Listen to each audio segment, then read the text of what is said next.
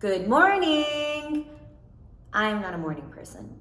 I have never been a morning person. I do not like mornings. I do not like waking up early. The only time I ever wake up early is when I have to catch a flight. The idea of becoming a morning person and developing a morning routine was not necessarily something I was really interested in doing. But I knew that in 2020 I wanted to make changes to my life. And one of the things I wanted to change was how I started my mornings and when I started my mornings. I kept on reading in lots of articles that a lot of successful people start their mornings at 4 a.m. And I kept thinking, how the fuck do people wake up at 4 a.m.? That's insane. What are they doing? What is going on between those hours where no one is awake? For those of you who don't know me, I work at a nightclub as a cocktail waitress. Tongue and Groove, come visit, DM me, I'll hook you up. I don't have a normal 9 to 5 type of schedule. My night starts at 8 p.m. and I get home around 4 to 5 a.m. So for me, waking up at 4 a.m. is not an option when most nights I'm not even home at 4 a.m. Despite not having a normal sleep schedule or a normal work schedule or schedule in general, I really want to start maximizing my mornings and starting off my mornings in a positive way. Because currently my mornings are not positive at all. I do not set an alarm for myself. I wake up when my body says wake up. I lie in bed for 5 to 10 minutes, staring at the ceiling, wondering what is going to happen in my life today. And after I stare at the ceiling for 5, 10, 15 minutes, I grab my phone and I get on Instagram and I start scrolling, and I get caught up in this constant cycle of comparing my life to other people's lives. Like, I'll get on my boyfriend's ex Instagram and I'm like, what is she doing? Or I'll look at Instagram models who I don't know and I'll wonder, why am I not in Bali? Like, what am I doing with my life? And I just feel like absolute shit about myself. So to make myself feel better about that, then I'll go on the Instagrams of people who I feel like I'm doing better than them. And I'll be like, yeah, my life is still better than hers. And I'll just try to put other people down because it makes me feel better about myself. Neither of those behaviors are good at all, but I do them. I know that social media can be toxic and unhealthy, but I'm so addicted to it that I'm letting it completely ruin my mornings. I'm letting it dictate how I start my day. In order to break that habit, I want to replace that with a healthy routine. I want to start my days off feeling positive and grateful and good about myself instead of feeling guilty because I know that I am being a petty ass bitch on Instagram. And that is how this video and blog post came about. My topic this week is creating a good morning routine. So I started off by doing research on how people who I admire start their mornings and looking at different successful CEO morning routines and reading a few books that kind of got me into the zone of thinking, what way can I start my morning in? And the key to a good morning is a good night of sleep. And according to my research, it's still debated on how much sleep you actually need. But I read in an article that JLo aims for 8 hours. And if she says 8 hours of sleep is what she needs for her beauty rest, then I too will aim for 8 hours of sleep. I will admit it is really hard to wake up early when you don't have someone telling you to wake up early. And early is subjective. So for me, waking up at 7:30 is early when I'm used to waking up at like 10 or 11. And I know that I won't be able to wake up at 7:30 after working a night shift until 4 or 5 a.m. But what I will try to do is set my alarm so that every night I get 7 to 8 hours. And when I wake up, I'm refreshed and ready to tackle the day.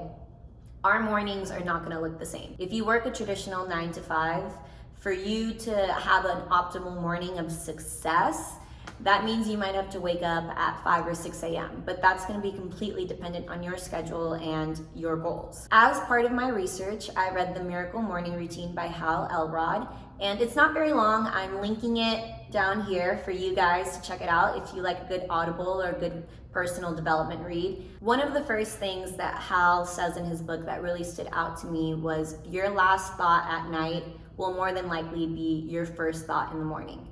And this is something that should be obvious, but we don't really think about it.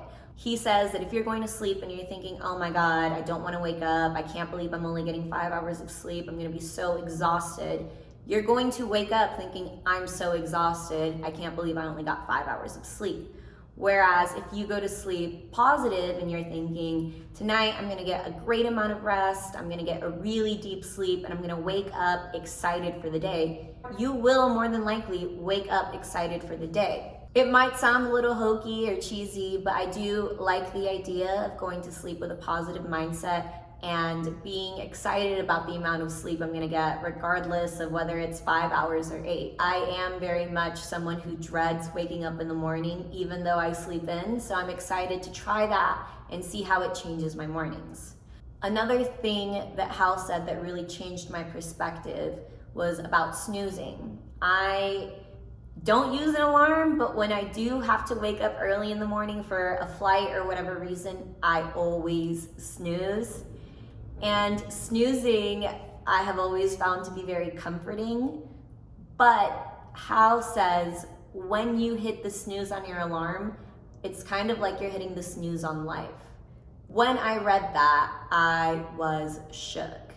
It had never occurred to me that snoozing could be like snoozing on life. You're telling the universe, I'm not excited for the day, I don't want to get up. I definitely want to stop snoozing and instead wake up ready to take on the day as opposed to just dreading it. Hal does go on to talk about a lot of other great tips on waking up early, but I'm going to summarize what I thought was the crucial system that he describes. He calls it life savers, SAVERS, and basically every letter stands for something and he gives you a time amount to do it in.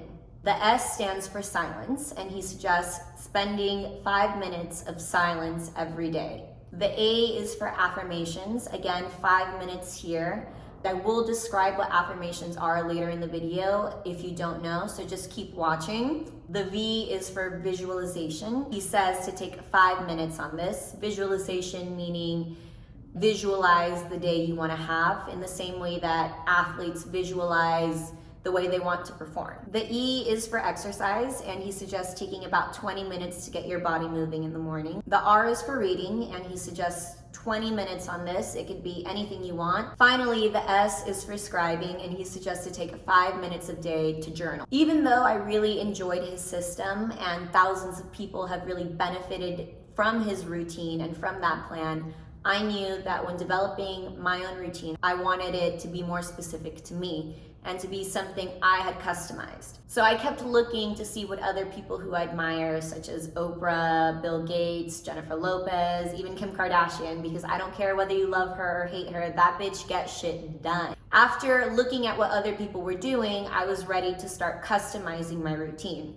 Now I'm gonna take you through the morning routine that I crafted for myself. And like I said, you and I might not have the same mornings, we might not have the same goals, but this is just as a reference to serve for ideas on how you can start building your routine. Like I said earlier, a good morning starts with a good night. So I want to prioritize getting 7 to 8 hours of sleep. And before going to sleep every night, I want to affirm that I will have a good night of sleep and I will wake up ready to have a good productive day. I work in a nightclub, so my sleep schedule is really erratic. I've been using these Olly sleep gummies for the past 2 years, and they've really helped me actually get to sleep on nights that I have crazy work hours. I am linking them below as well, so you can check them out if you feel like you need a sleep aid. The priority in developing a good morning routine for me was to stop checking social media as soon as I woke up. So I am going to start plugging my phone in away from my bed and setting my alarm far from me, so when it sounds, I actually have to get up turn off the alarm. I definitely think that having my phone not by my bed is going to help me break the habit of just lying in bed for like an hour staring at social media. And it means I have to actually get out of bed. If my alarm is not there, I can't just snooze. I have to get up and turn it off. While I am up, I want to start with a little bit of a stretch. Arms up, inhale, exhale, shake it down. You get the gist of it. If you do yoga, that would be Uttanasana. And it doesn't have to be sun salutations. I think just getting up with a morning stretch is definitely going to be a more positive way of getting up as opposed to just lying in bed. After my little morning stretch, I want to get out of the bedroom because if I stay in the bedroom, I'm going to want to sleep. So I'll come out to my living room, sit on my couch, and do a quick 5-minute meditation.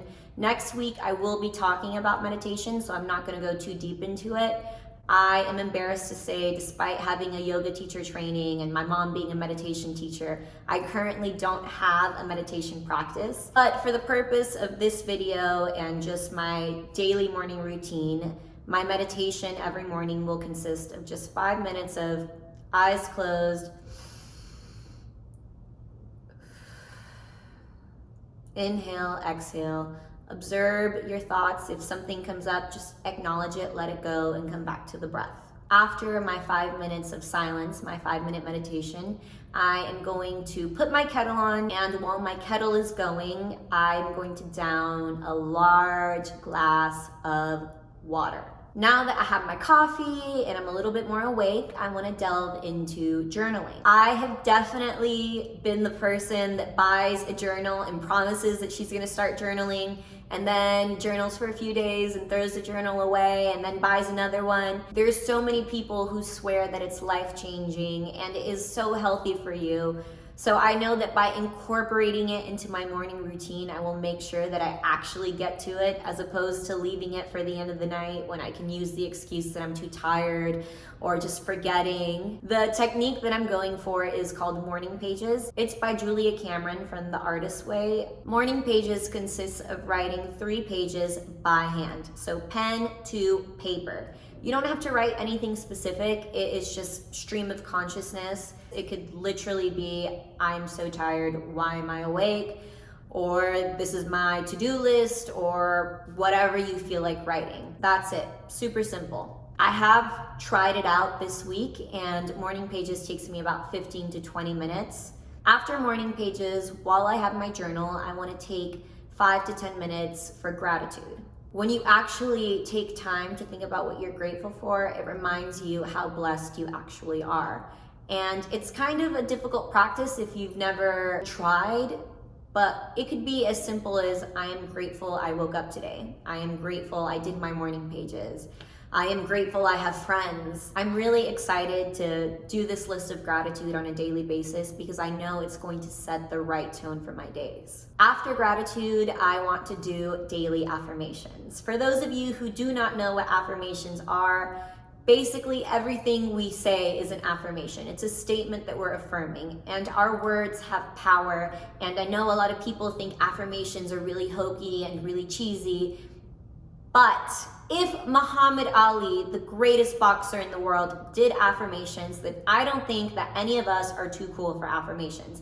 Every single day he affirmed to himself, I am the greatest.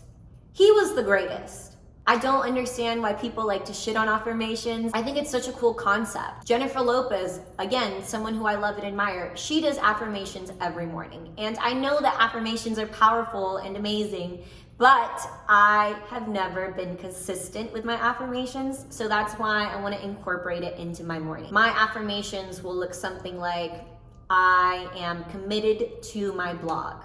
I am committed to my YouTube channel.